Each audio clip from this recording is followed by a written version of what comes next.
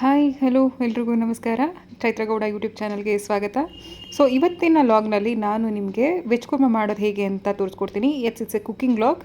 So ಕ್ವಿಕ್ಕಾಗಿ ನೋಡ್ಕೊಳ್ಳೋಣ veg Kurma ಮಾಡೋದು ಹೇಗೆ ಅಂತ. ಬಿಫೋರ್ ಸ್ಟಾರ್ಟ್ ವೆಜ್ ಕುರ್ಮಾ ಮಾಡೋದಕ್ಕೆ ಮೇನ್ ಇಂಗ್ರೀಡಿಯೆಂಟ್ಸ್ ಏನೇನು ಬೇಕು ಅಂತ ನಾನು ನಿಮಗೆ ಇಲ್ಲಿ ತೋರಿಸ್ತಾ ಇದ್ದೀನಿ. ಸೊ ಶುಂಠಿ, ನಾನು ಸ್ವಲ್ಪ ಶುಂಠಿನ ಹೆಚ್ಚಿಟ್ಕೊಂಡಿದ್ದೀನಿ, ತೊಳೆದು ಅದನ್ನು ಕ್ಲೀನಾಗಿ ಪೀಸಸ್ ಆಗಿ ಇಟ್ಕೊಂಡಿದ್ದೀನಿ.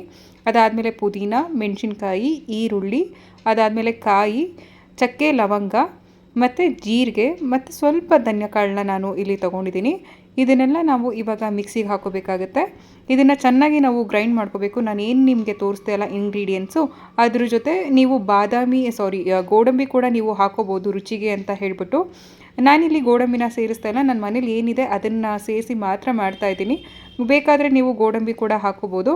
ಸೊ ನಾನು ಏನೇನು ತೋರಿಸ್ದೆ ಅದನ್ನೆಲ್ಲ ಹಾಕಿದ ನಂತರ ನಾನು ಅದ್ರ ಜೊತೆಗೆ ಸ್ವಲ್ಪ ಹುರ್ಗಡ್ಲೆನೂ ಕೂಡ ಸೇರಿಸ್ಕೊತಾ ಇದ್ದೀನಿ. ಇದು ಸ್ವಲ್ಪ ಗಟ್ಟಿ ಬರಲಿ ಅಂತ ಹೇಳಿ ಹುರ್ಗಡ್ಲೆ ಜೊತೆಗೆ ಅಚ್ಚ ಖಾರದ ಪುಡಿನೂ ಕೂಡ ನಾನು ಇಲ್ಲಿ ಹಾಕೋತಾ ಇದ್ದೀನಿ. ಅಚ್ಚ ಖಾರದ ಪುಡಿ ಇದು ಬಂದು ಮನೇಲಿ ಮಾಡಿರೋವಂಥದ್ದು. ನಾವಿಲ್ಲಿ ಆಲ್ರೆಡಿ ಮೆಣಸಿನ್ಕಾಯಿನ ಹಾಕಿದ್ದೀವಿ. ಸೊ ಖಾರದ ಪುಡಿ ಪ್ರಮಾಣನ ನೀವು ನೋಡ್ಕೊಂಡು ಹಾಕೋಬೇಕು. ಜಾಸ್ತಿ ಹಾಕಿದರೆ ತುಂಬ ಖಾರ ಆಗೋವಂಥ ಇದಿರುತ್ತೆ.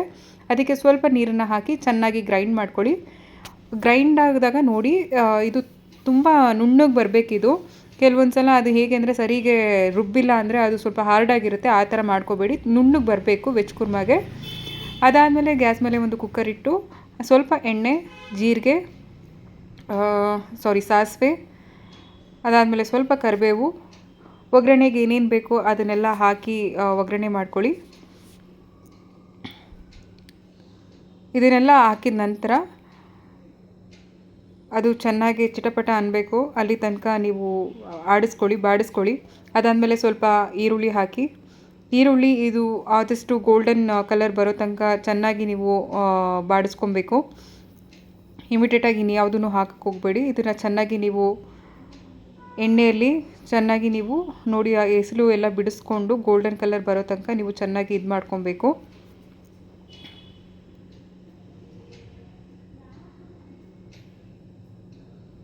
ಇದಾದ ನಂತರ ಅದಕ್ಕೆ ಸ್ವಲ್ಪ ನಾನು ಟೊಮೊಟೊ ಹಣ್ಣನ್ನು ಕೂಡ ಸೇರಿಸ್ತಾ ಇದ್ದೀನಿ. ನಾನಿಲ್ಲಿ ಒಂದು ಟೊಮೊಟೊ ಹಣ್ಣನ್ನು ಮಾತ್ರ ತೊಗೊಂಡಿದ್ದೀನಿ. ಟೊಮೊಟೊ ಹಣ್ಣನ್ನು ಕೂಡ ಅದು ಚೆನ್ನಾಗಿ ಕರಗೋ ತನಕ ಹಾಕ್ಕೊಂಡು ಬಾಡಿಸ್ಕೊಳ್ಳಿ.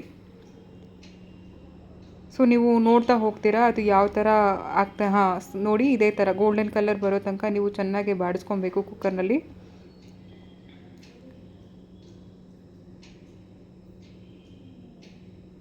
ಅದಾದಮೇಲೆ ನಾನಿಲ್ಲಿ 2 ಥರದ ತರಕಾರಿ ಮಾತ್ರ ತೊಗೊಂಡಿದ್ದೀನಿ. ಸೊ ವೆಜ್ ಕುರ್ಮಾ ಅಂದರೆ ನಿಮ್ಮ ಮನೇಲಿ ಯಾವ ತರಕಾರಿ ಇದೆ ಅದನ್ನು ಹಾಕ್ಕೊಂಡು ಮಾಡ್ಬೋದು. ಕೆಲವರು ಬಟಾಣಿ, ಆಲೂಗೆಡ್ಡೆ ಎಲ್ಲನೂ ಸೇರಿಸಿ ಹಾಕ್ತಾರೆ. ನಾನು ಮನೇಲಿ ಏನು ತರಕಾರಿ ಇತ್ತು, 2 ಥರದ ತರಕಾರಿ, ಕೋಸಿತ್ತು ಮತ್ತು ಕ್ಯಾರೆಟ್ ಇತ್ತು. ನಾನು 2 ಮಾತ್ರ ಇಲ್ಲಿ ನಾನು ಹಾಕ್ತಾಯಿದ್ದೀನಿ. ಬೇಕಾದರೆ ಇದ್ರ ಜೊತೆ ಹೂಕೋಸು ಹಾಕ್ಕೋಬೋದು, ಅದಾದಮೇಲೆ ಬಟಾಣಿ ಹಾಕ್ಕೋಬೋದು, ಆಲೂಗೆಡ್ಡೆ ಹಾಕ್ಕೋಬೋದು. ಎಲ್ಲನೂ ಹಾಕಿದ್ರೆ ಇನ್ನೂ ಚೆನ್ನಾಗಿ ರುಚಿ ಬರುತ್ತೆ.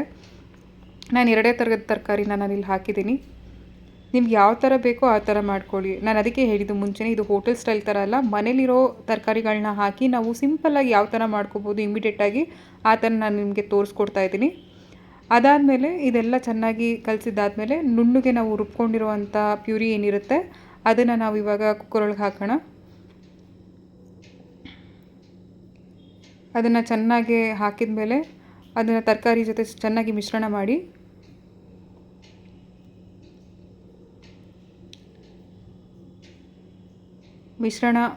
ಚೆನ್ನಾಗಿ ಅದು ಸ್ವಲ್ಪ ಕ್ಲೀನಾಗಿ ಎಲ್ಲ ತರಕಾರಿಗೂ ಸೇರ್ಕೋಬೇಕು. ಆ ಥರ ಆಡಿಸಿ ಚೆನ್ನಾಗೆ.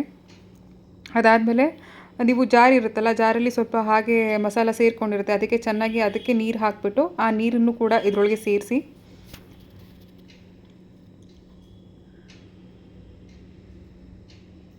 ಸೊ ಇದು ಚೆನ್ನಾಗಿ ಕುದಿಯೋ ತನಕ ವೆಯ್ಟ್ ಮಾಡಬೇಕು ನಾವು.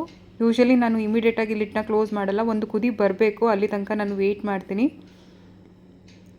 ಸೊ ಇವಾಗ ಇದು ಕುದಿ ಬರ್ತಾ ಇದೆ. ಇದಕ್ಕೆ ನಾನು ಇವಾಗ ಸ್ವಲ್ಪ ಉಪ್ಪನ್ನು ಸೇರಿಸ್ತೀನಿ. ರುಚಿಗೆ ತಕ್ಕಷ್ಟು ಉಪ್ಪು, ಜಾಸ್ತಿ ಹಾಕೋಬೇಡಿ, ಪ್ರಮಾಣ ನೋಡ್ಕೊಂಡು ಹಾಕಿ. ಅದಾದಮೇಲೆ ಇದನ್ನು ಮುಚ್ಚಿ ಒಂದು 3-4 ವಿಷಿಲ್ ಬರೋ ತನಕ ಚೆನ್ನಾಗಿ ಬೇಯಿಸ್ಕೊಳ್ಳಿ.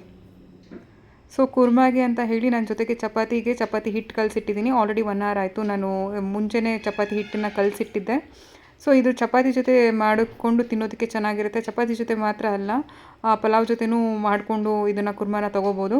ನಾನಿಲ್ಲಿ ಸ್ವಲ್ಪ ತೆಳುಗೆನೇ ನಾನು ಮಾಡ್ಕೊಂಡಿದ್ದೀನಿ. ಸೊ ನಾನು ಚಪಾತಿ ಜೊತೆ ಮಾಡಿಕೊಂಡು ತಿಂತಾ ಇರೋದ್ರಿಂದ ಸ್ವಲ್ಪ ತೆಳುಗೆನೇ ಕುರ್ಮಾನ ಮಾಡ್ಕೊಂಡಿದ್ದೀನಿ. ಚಪಾತಿ ಕುರ್ಮಾ ತುಂಬ ಒಳ್ಳೆ ಕಾಂಬಿನೇಷನ್ನು. ಸೊ ಎಸ್, ಈ ಥರ ಬಂದಿದೆ. ನಾನು ಮುಂಚೆನೇ ಹೇಳ್ದಂಗೆ ಕುರ್ಮಾ ಸ್ವಲ್ಪ ತೆಳುಗೆ ಮಾಡ್ಕೊಂಡಿದ್ದೀನಿ. ಹೋಪ್ ನಿಮ್ಗೆ ಈ ಲಾಗ್ ಇಷ್ಟ ಆಗಿದೆ ಅಂತ. Thank you so much for watching.